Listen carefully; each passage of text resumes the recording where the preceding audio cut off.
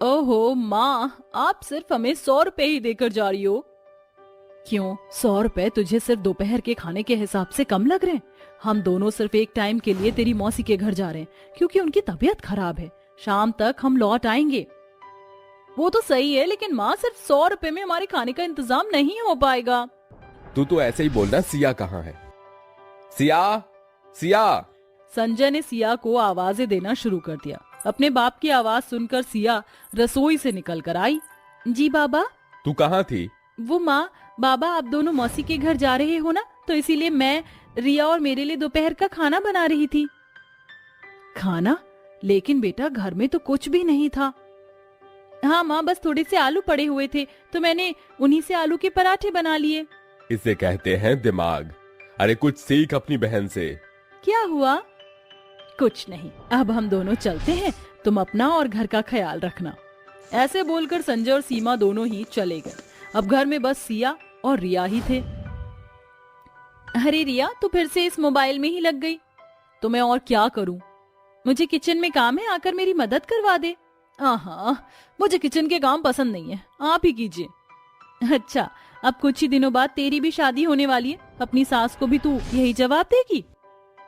सास से क्या बोलना है वो मैं तब देखूंगी। अभी आप प्लीज मुझे डिस्टर्ब मत करो, मेरी बहुत इंटरेस्टिंग वीडियो चल रही है।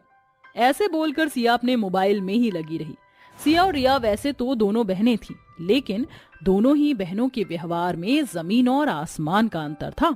जहां सिया कम चीज में ही बहुत सोच समझ कर अपना गुजारा कर लेती थी, वहीं रिया को अगर पूरे राशन का कट्टा भी दे दो तो उससे तब भी कुछ करना नहीं आता था। ऐसे ही देखते देखते दिन बीत गए और अब दोनों ही बहनों की शादी हो चुकी थी।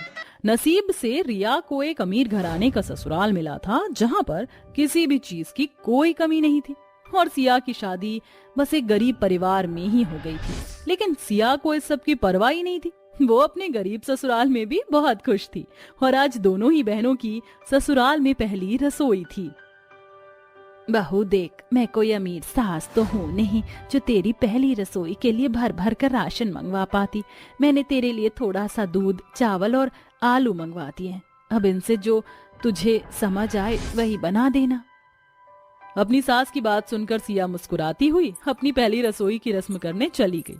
आस्था सोच रही थी कि सिया उन सब चीजों से सिर्फ चावल की खीर और आलू की सब्जी ही बनाएगी, लेकिन सिया के मन में कुछ और ही चल रहा था। उसने दूध से बर्फी बना दी और चावल और आलू को एक साथ पकाकर उनके बड़े ही स्वादिष्ट पीले चावल बना दिए। वो स्वाद में इतने लाजवाब थे कि उन्हें खाते ही सभी ने सिया की तारीफों के पुल बांध दिए। वाह सिया, आज का पीला भोजन तो मेरी जिंदगी का सबसे ज्यादा स्वादिष्ट भोजन था। खाकर मजा आ गया। और ये बर्फी भी लाजवाब बनी है, बिल्कुल हलवाई जैसी। बहू, मुझे नहीं पता था कि इस इतने कम सामान को तू किस तरह से इस्तेमाल करेगी। सच में आज ही के दिन मैं तो तेरी फैन हो गई। एक तरफ सिया की ससुराल में ये सब चल रहा था, तो वहीं दूसरी तरफ, अरे बहू, आज तेरी पहली रसोई है, मैंने सारा जरूरत का सामान तेरे लिए मंगवा कर रख दिया है। जी सासू माँ। अपनी सास की बात सुनकर रिया भी रसोई में आ गई, जहां पर एक कट्टा भरकर राशन ही राशन रखा हुआ था। देखूं तो जरा क्या क्या है। रिया ने राशन को चेक करना शुरू किया। उसमें 2-3 तरह के फल, दूध, चावल, आटा, दाल, सब्जियां और भी वगैरह वगैरह चीजें थी। सारे सामान को देखकर रिया बोली, अरे नहीं, मैं तो आज पिज्जा बनाने वाली थी, लेकिन इसमें तो पिज्जा बेस और चीज ही नहीं है। अब मैं क्या करूं? चलो मीठे से शुरुआत करती हूँ। मैं मीठे में कस्टर्ड बनाऊंगी। रिया ने कस्टर्ड बनाने के लिए सामान में हाथ चलाया और बोली, अरे नहीं, इसमें तो कस्टर्ड पाउडर और मेरा फेवरेट एप्पल भी नहीं है। हाँ, मैं क्या बनाऊं? रिया ने इतने सारे सामान के बावजूद भी वो कुछ नहीं बना पा रही थी। चलो कोई इजी और टेस्टी रेसिपी यूट्यूब से ही देख लेती हूँ। रिया ने बहुत देर यूट्यूब पर रेसिपीज को स्क्रॉल किया, लेकिन उसे कुछ भी समझ नहीं आया।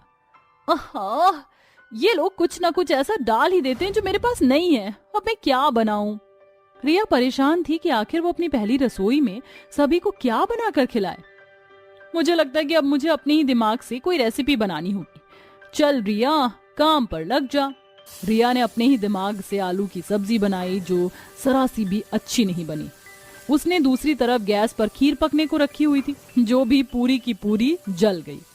अरे नहीं, मेरा तो एक भी पकवान सही नहीं बना। जो भी हो, मैं इतनी ज्यादा परेशान हुई हूँ तो अब सभी को यही खाना पड़ेगा। रिया ने सभी की प्लेट में अपनी अधपकी सब्जी और जली हुई खीर निकाल दी। रिया के बनाए पकवान देखकर ललिता बोली, ये क्या बनाया है तूने? तुझे तो मैंने कितना कुछ मंगवा कर दिया था, फिर भी। तुम्हें खाना बनाना आता नहीं है क्या? नहीं, वो बात नहीं है, बस जो मैं बनाने वाली थी उसके हिसाब से सामान कम था। रिया की बात सुनकर उसकी सास और बेटा चुप हो गए। ऐसे ही दिन बीतते रहे। सिया तो अपनी ससुराल में कम चीजों में भी बहुत ही अच्छे से गुजारा करती थी, लेकिन रिया को ढेरों चीजें मिलने के बाद भी वो बस शिकायत ही शिकायत में रहती थी।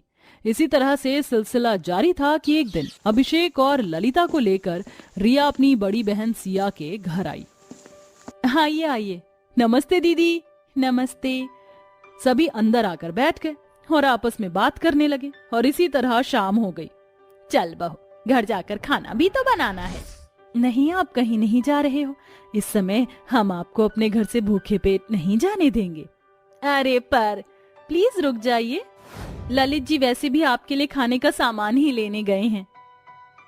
सभी के इतना बोलने पर रिया का परिवार वहां रात के खाने के लिए ठहर गया। कुछ देर बाद ललित थोड़ी सी सब्जियां और दूध ले आया। ये लो सिया, अब इससे कुछ बढ़िया सा बना देना। मेरे पास सिर्फ इतने ही पैसे थे तो मैं बस यही लेकर आ गया। सिया ने खुशी से वो सब्जियां ले ली और उनसे बहुत ही स्वादिष्ट सब्जी, साथ में पूरियां और दूध से बड़ी ही स्वादिष्ट मिठाई बना दी। सभी सिया के बनाए खाने को खाकर बहुत ज्यादा खुश हो गए और उसकी तारीफ करने लगे। लेकिन रिया कुछ शांत शांत सी थी। जब सिया रसोई में गई तब रिया भी पीछे पीछे गई और बोली, दीदी जब जीजाजी आए थे तब मैंने देखा था वो कुछ खास सामान तो नहीं लाए थे, लेकिन फिर भी आपने इतना सब कैसे बना लिया? दिमाग लगाकर। मतलब मैं भी बहुत दिमाग लड़ाती हूँ लेकिन कुछ नहीं बना पाती। उसकी वजह है तुम हर चीज को बिल्कुल परफेक्शन से बनाना चाहती हो, जिसकी वजह से तुम कुछ नहीं बना पाती। तुम पैसा होने की वजह से हमेशा ही बस सामान की डिमांड रखती हो। लेकिन रिया, खाना जब तुम अपना दिल दिमाग लड़ाकर बनाओगी ना तो बात कुछ और ही होगी। आगे से मेरा ये मंत्र याद रखना और फिर देखना मैजिक। शुक्रिया दीदी, आज आपने मुझे मेरी कमी समझा दी। ऐसे बोलकर रिया अपनी बहन के गले लग गई। उस दिन के बाद से रिया ने फिर कभी भी सामान वगैरह बेकार नहीं किया और अपनी क्रिएटिविटी से खाना बनाना शुरू किया।